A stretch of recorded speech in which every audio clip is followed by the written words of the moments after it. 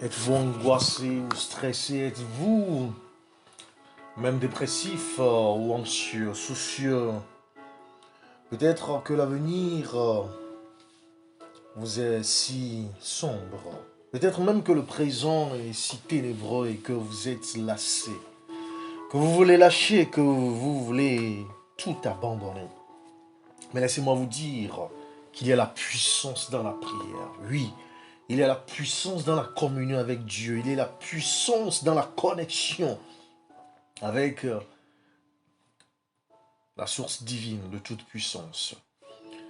Dites avec David, comme dans Psaume 27, verset 12, l'Éternel est ma lumière et mon salut. De qui aurais-je peur?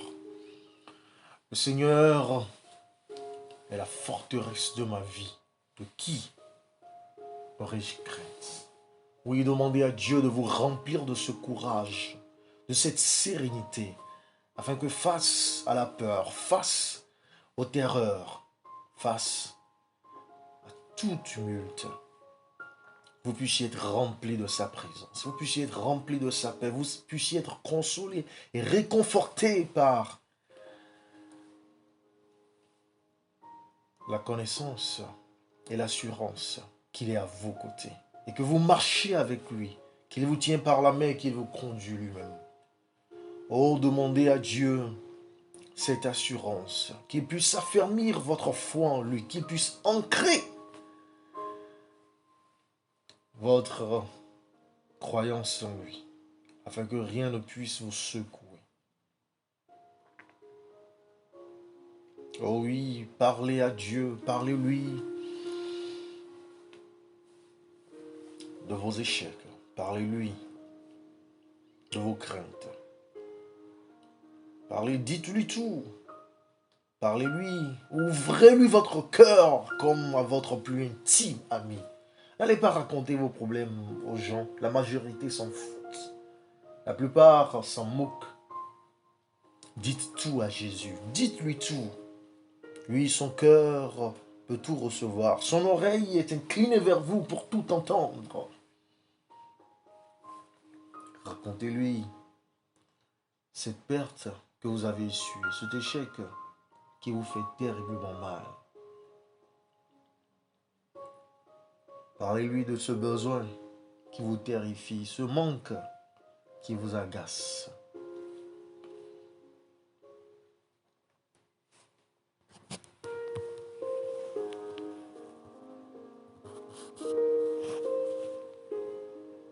Dites tout à Jésus en ce moment où vous établissez la connexion entre la terre et le ciel, où vous vous connectez à la toute-puissance divine pour recevoir de lui force et sagesse, connaissance et intelligence pour que se révèlent à vous ses plans. Oh, grande est sa fidélité, large est sa bonté, profond est son amour, incommensurable est sa douceur. Réclamez le passage d'Ésaïe chapitre 41 verset 10. Ne crains rien car je suis avec toi. Ne promène pas des regards inquiets car je suis ton Dieu. Je te fortifie, je viens à ton secours, je te soutiens de ma droite triomphante. C'est l'Éternel qui a parlé. Vous ne pouvez pas en douter.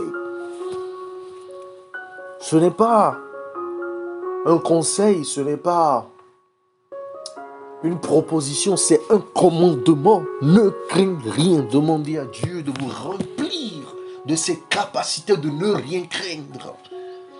D'être rempli de cette assurance qu'il est avec vous. Donc vous n'avez pas à promener des regards inquiets sur les nouvelles par rapport à la crise politique, à la crise économique, à la crise sociale, à votre crise conjugale, à la crise endémique dans le milieu professionnel ou dans le milieu de la corruption ou dans la convoitise de la chair ou des yeux ou des attaques et des assauts des ennemis.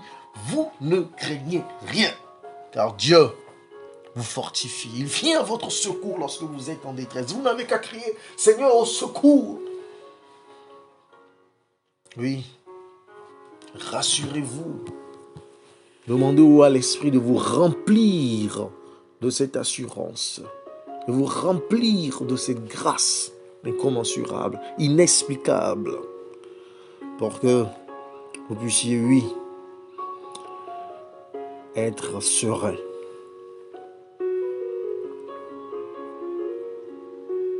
Dans Jean chapitre 16, verset 22, Jésus lui-même nous dit, vous donc aussi, vous êtes maintenant dans la tristesse, mais je vous reverrai et votre cœur se réjouira et nul ne vous ravira votre joie. C'est aussi eschatologique que présent. Puissiez-vous plaider avec Jésus-Christ afin qu'il soit constamment présent dans votre vie, qu'il soit l'homme tout-puissant, qu'il soit votre appui, votre forteresse, votre rocher, votre fondement. Oui, votre muraille. Qu'il vous donne cette réjouissance, qu'il accorde à votre cœur et qu'il ne permette à personne de ravir votre joie.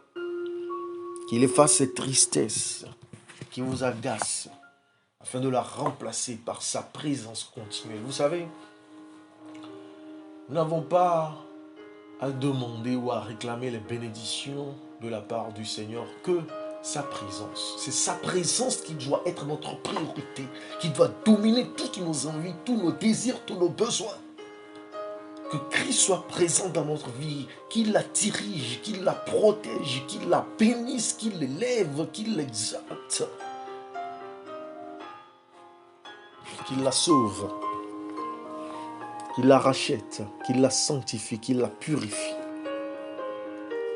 Oui, puissiez-vous plaider avec Dieu, afin d'avoir sa présence continuelle. Et que vous puissiez faire l'expérience de ce qui est écrit dans Matthieu chapitre 10, verset 29 à 31. Ne vend-on pas 2 passereaux pour un sou? Cependant, il n'en tombe pas un à terre sans la volonté de votre Père. Et même les cheveux de votre tête sont tous comptés. Oh, alléluia.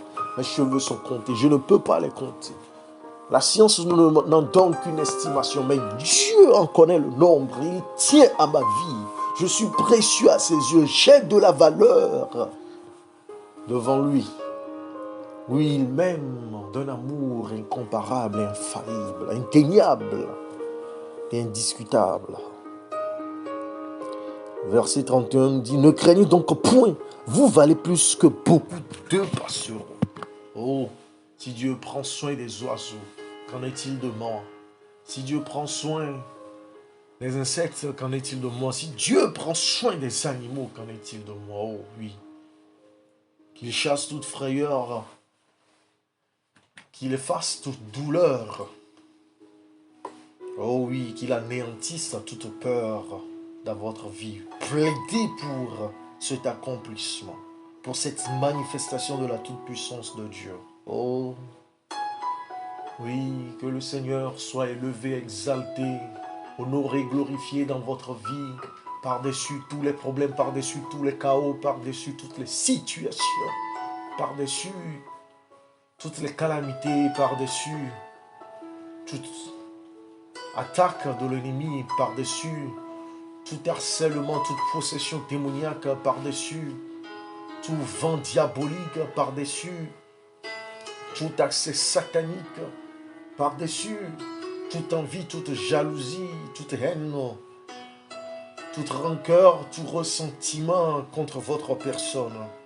Oh oui, que Dieu soit élevé au-dessus de tout humain, de toute puissance qui s'attaque à votre personne, qui en veut à votre vie, qui en veut à vos affaires, qui en veut à votre position, qui en veut à votre intelligence ou à vos études ou à votre foyer ou à vos enfants ou à vos bien-aimés ou à vos possessions. Que le Seigneur soit l'homme tout-puissant qui vous défende en tant que défenseur, qu'il soit celui qui vous sauve en tant que sauveur, qu'il soit celui qui vient à votre secours comme secouriste et qu'il soit, oui, celui qui vous sanctifie, qui vous accorde sa sainteté, qui vous perfectionne selon sa parfaite volonté.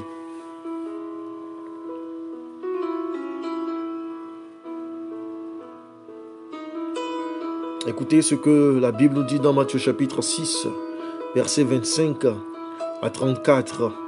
C'est pourquoi je vous dis, ne vous inquiétez pas pour votre vie de ce que vous mangerez, ni pour votre corps de quoi vous êtes vêtu. De quoi vous serez vêtu? La vie n'est-elle pas plus que la nourriture, le corps plus que le vêtement? Demandez que cette peur qui vous paralyse face à l'inflation. Dieu connaît aussi les prix des denrées qui se renchérissent et qui s'enflamment sur le marché. Dieu est au courant de la crise financière.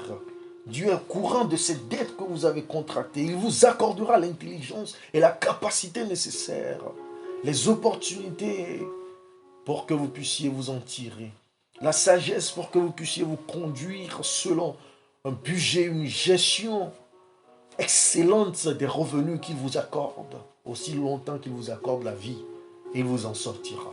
Aussi longtemps qu'il vous accorde son souffle de vie et qu'il ne se repent pas de vous avoir créé ou de vous avoir laissé en vie sur le point de décider de vous détruire, il vous accordera la grâce de supporter les agacements de votre banquier, les agacements de votre microfinance, les agacements de vos créanciers. Il ouvrira des chemins et vous donnera la capacité pour saisir les opportunités pour pouvoir avoir vos besoins. Il en est capable. Il sait que vous êtes qualifié et que vous manquez de travail. Il sait que vous n'êtes pas paresseux ou que vous n'êtes pas lâche. Il sait que vous n'avez pas abandonné de chercher, d'essayer de trouver un pain quotidien. Il sait que votre place est menacée dans cette société. Il sait que votre place au marché est enviée, convoitée. Il vous défendra. Aussi longtemps qu'il vous accorde le souffle de vie, il a la capacité de vous retirer de tout gouffre. C'est pour cela que tout ce que vous avez à faire est de lui obéir. En faisant quoi? En ne vous inquiétez pas. Demandez à Dieu de briser toute tendance à l'inquiétude, de briser toute tendance à l'anxiété, toute tendance au souci, toute tendance à la dépression, toute tendance au ressentiment, toute tendance aux peines et aux larmes. Plaidez avec Dieu afin qu'il remplace cela avec une foi plus grande, avec une foi tenace, avec une foi persévérante, avec une foi, oui, face à toute éventualité.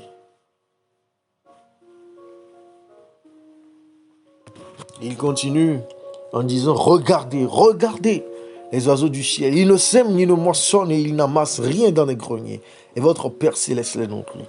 Ne valez-vous pas beaucoup plus que qui de vous, par ses inquiétudes, peut ajouter une coudée à la durée de sa vie?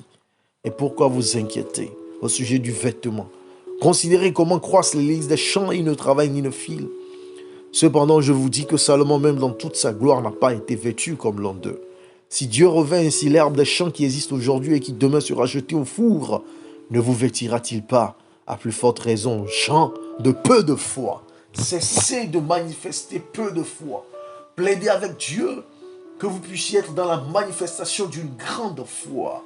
Lorsque le marché des valeurs en bourse est inquiétante, plaidez avec Dieu de manifester plus de foi. Lorsque l'inflation est galopante, demandez à Dieu de manifester plus de foi. Lorsqu'il y a une crise alimentaire, plaidez avec Dieu d'avoir plus de foi. Oui, lorsque votre revenu est maigre, demandez à Dieu d'exercer plus de foi. C'est dans la foi, par la foi, qu'il agira. C'est pour cela qu'il a dit à cette femme qu'il te soit fait selon ta foi. Oui, il nous sera fait selon notre foi. Chassant toute pensée négative, chassant toute pensée ténébreuse, chassant toute pensée qui obstrue son intervention, qu'il vous enlève, qu'il vous retire, qu'il vous arrache de l'inquiétude, qu'il vous arrache de la détresse, qu'il vous arrache des plaintes et des murmures, qu'il vous arrache des pleurs et des larmes, afin que vous puissiez manifester plus de foi.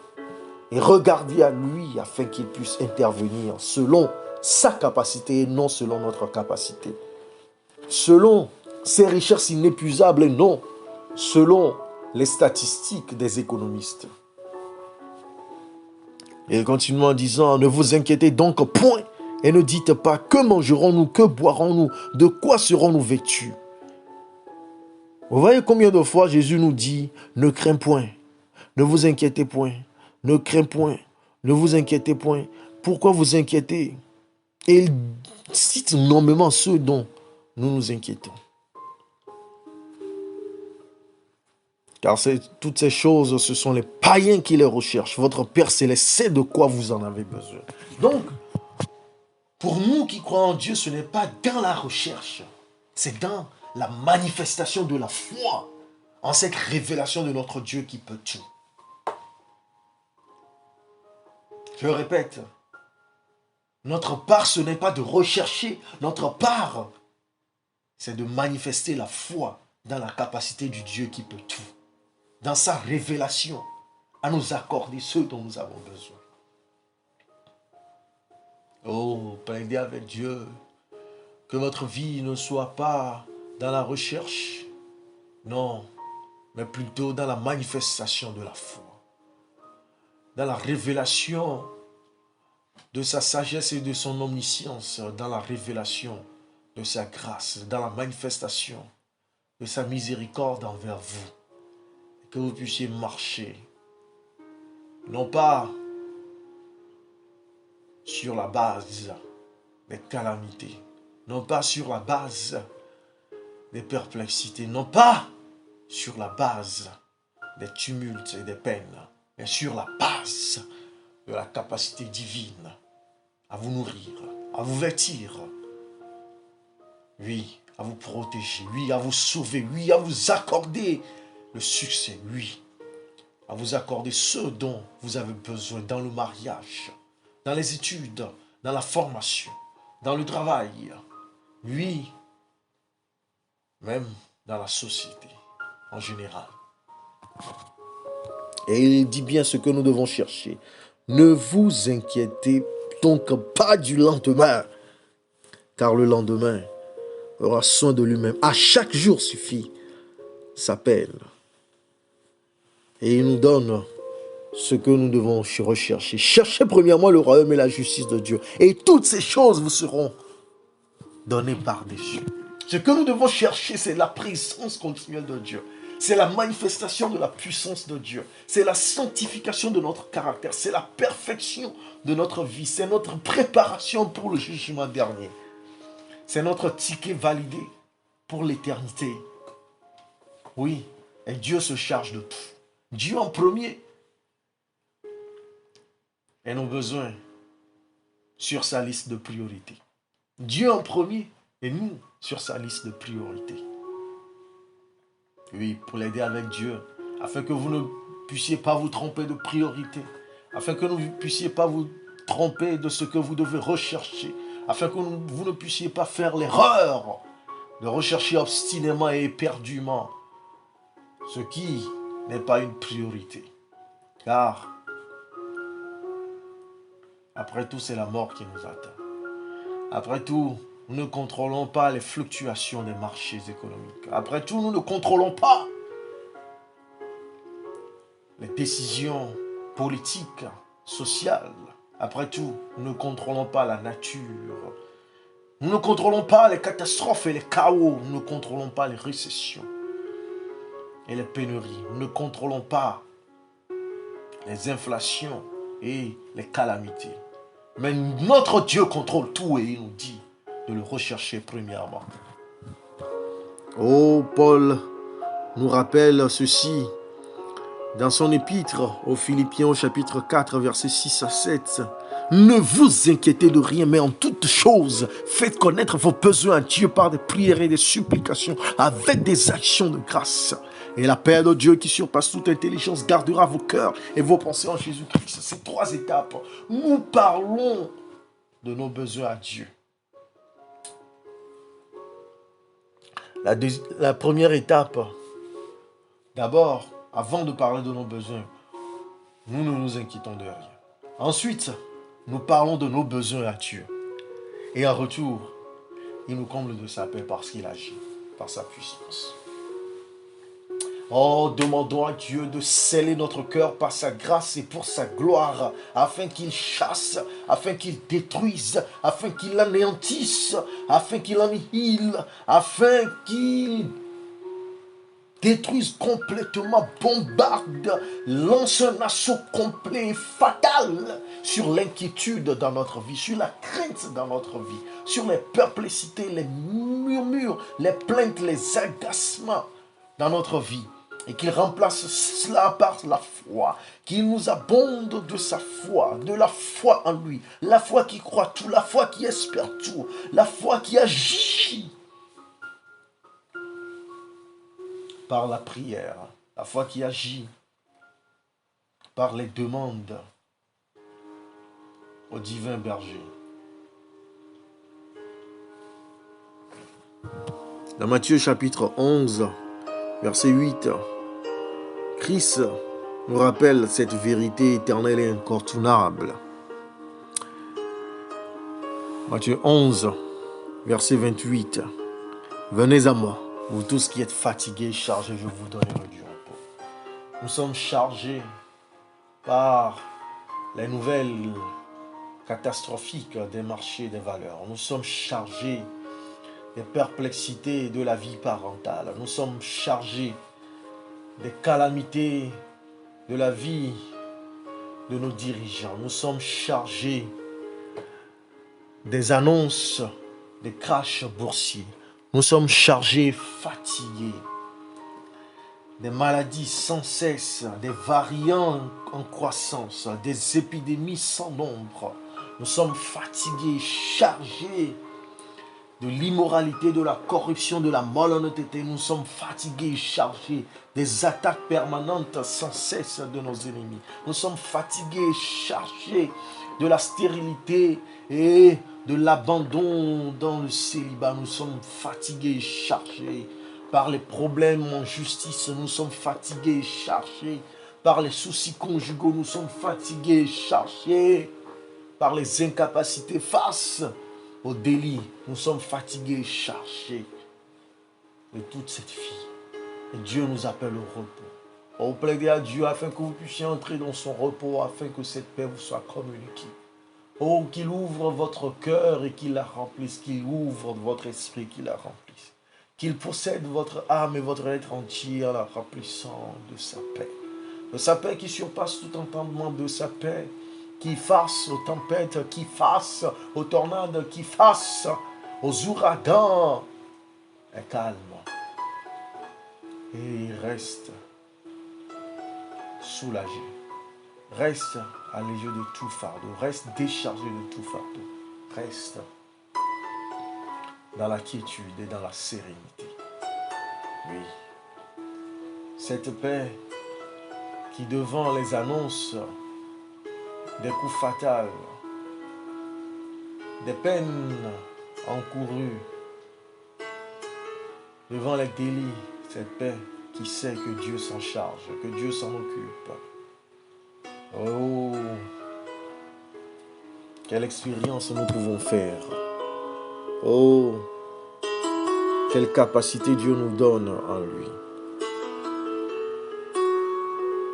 Dans Jean chapitre 16, verset 33, je veux que vous puissiez vous répéter ce verset à longueur de cette journée. Je vous ai dit ces choses afin que vous ayez la paix en moi. Vous aurez des tribulations dans le monde, mais prenez courage, j'ai vaincu le monde. Jésus n'a jamais promis que vous serez sans problème. Jésus ne vous a jamais signé une vie sans difficulté. Jésus ne vous a jamais appelé à une traversée sans tempête ou tornade. Jésus ne vous a jamais, non jamais révélé ou déclaré une vie sans attaque ou sans envie ou sans malheur ou sans peine ou sans inquiétude. Mais Jésus vous a promis la paix au milieu du tumulte, le calme au milieu de la traversée tempestueuse. Jésus vous a promis la victoire, car lui-même il a déjà vaincu. Vous n'avez qu'à marcher marcher avec lui dans la victoire, à marcher avec lui dans le triomphe, à marcher avec lui dans la célébration, à marcher avec lui dans la protection, à marcher avec lui dans la sanctification, à marcher avec lui dans la transformation, à marcher avec lui dans la transfiguration, à marcher avec lui dans la manifestation de sa paix, dans la révélation de sa victoire. Par les yeux de la foi, vous voyez déjà le signal de la victoire qui déjà paraît à vos yeux par la foi, qui déjà brille aux cieux car Christ lui-même a remporté la victoire. Oh, il dit, vous aurez des tribulations dans le monde, mais prenez courage. Oui, soyons des femmes et des hommes de courage. Plaidons avec Dieu afin que nous puissions manifester ce courage, afin que nous puissions être étiquetés par ce courage, afin que nous puissions être remplis par ce courage, afin que nous soyons scellés par ce courage, afin que nous puissions être remplis, débordants de ce courage. Il dit dans Jean chapitre 14, verset 27, « Je vous laisse la paix. Je vous donne ma paix. Je ne vous donne pas comme le monde donne. Que votre cœur ne se trouble point et ne s'alarme point. » C'est un commandement, c'est un ordre. Et nous sommes appelés à y obéir. Nous sommes appelés à capituler devant cette ordonnance divine. Que notre cœur ne se trouble point et ne s'alarme point. Christ nous donne sa paix. Christ nous accorde sa paix. Pas la paix comme le monde la donne. Pas la paix comme nous pouvons l'acquérir par des pourparlers. Pas la paix que nous pouvons acquérir par des discussions et des promesses. Pas la paix que nous pouvons acquérir avec hypocrisie et jalousie. Mais la paix qui surpasse tout entendement. Oh, cette paix, plaidez avec Dieu d'être rempli de cette paix. Plaidez avec Dieu de vivre une vie abondante dans cette paix. Plaidez avec Dieu de mener une vie marquée par cette paix. Plaidez avec Dieu de mener une vie à la lumière, à la révélation de cette paix. Oh, plaidez avec Dieu d'avoir constamment à l'esprit cette promesse. Vous pouvez même l'imprimer et la mettre dans votre bureau, dans votre chambre à coucher. Par rapport aux cauchemars, par rapport aux attaques de l'ennemi, par rapport aux esprits de nuit, par rapport aux anxiétés causées par quelconque personne, par rapport aux situations qui sont constamment et quotidiennement présentées à vous. Oui, mettez cela constamment devant vos yeux. Paul nous rappelle dans Colossiens chapitre 1 verset 11, « Fortifiez à tous égards par sa puissance glorieuse, en sorte que vous soyez toujours et avec joie persévérants et patients. » Vous savez, persévérer, c'est que malgré la situation, vous avancez pour la réussite. Patienter, c'est que vous êtes rempli de ce calme pour être conscient que le donnement sera en votre faveur. Et Paul nous rappelle que cela est possible par la puissance glorieuse et par cette force qui nous communique à tous égards. En face de tout. Oh, nous sommes remplis. Oh, nous sommes convaincus. Oh, nous sommes bénis. Oh, nous sommes même mis au large. Oh, Jésus nous rappelle encore dans Jean chapitre 16, verset 24, « Jusqu'à présent, vous n'avez rien demandé en mon nom. Demandez et vous recevrez, afin que votre joie soit parfaite. » Plaidez avec Dieu que cette paix que vous n'avez jamais demandé, ce niveau de paix que vous n'avez jamais réclamé, ce niveau de paix qui ne vous a jamais envahi, ce niveau de paix qui ne vous a jamais été communiqué, ce niveau de paix qui ne vous a jamais caractérisé, soit maintenant ô présente, soit maintenant, ô perpétuelle, soit maintenant, ô continuelle dans votre vie, et que cela parfaisse votre joie, et que cela parfaisse votre bonheur, et que cela parfaisse votre allégresse. Ô plaidez avec Dieu, avec cette paix communicante de sa part. Qu'il puisse vous saturer de cette paix. Oh, je vous laisse avec ce verset que j'aime tant dans Jacques chapitre 1, versets 2 et 3. Oh, je voudrais que vous fassiez une demande exceptionnelle, ce que vous n'avez jamais demandé, ce que vous n'avez jamais réclamé. Demandez à l'Esprit lui-même de vous inspirer cette prière. Jacques nous dit, Jacques chapitre 1, versets 2 et 3. Mes frères, regardez comme un sujet de joie complète les diverses épreuves auxquelles vous pouvez être exposés, sachant que l'épreuve de votre foi produit la patience. Oh, parce que Dieu vous voit capable de manifester la foi qui émane de lui dans cette épreuve, il la permet. Alors demandez à Dieu maintenant sa patience pour être plus que vainqueur au milieu de cette épreuve. Et il vous donne la capacité d'affronter cette épreuve. Et il sait ce qu'il vous a communiqué comme puissance. Il sait les anges qu'il a mis à votre disposition pour votre sécurité. Il sait la porte qu'il a déjà ouverte devant vous pour qu'il puisse permettre que vous passiez par ce chemin. Oh oui, voyez comme un sujet de joie cette épreuve. Et demandez à Dieu de célébrer sa grandeur, de célébrer cette confiance qu'il a en vous, de célébrer sa gloire manifestée dans votre vie, de célébrer sa toute-puissance manifestée à votre égard, de célébrer, oh, ce secours et cette délivrance au nom puissant de Jésus-Christ. Amen. Amen. Amen. Alors, merci encore d'avoir participé à ce moment de prière. Je vous invite à vous abonner, à inviter aussi vos aimables parents, vos aimables collègues, vos amis les plus chers, vos conjoints, afin de passer ces temps de prière ensemble et de vous abonner massivement à cette chaîne, de la partager, de communiquer cette joie et cette paix autour de vous, de soutenir ce projet et que Dieu vous comble de sa paix au nom de Jésus-Christ. À demain.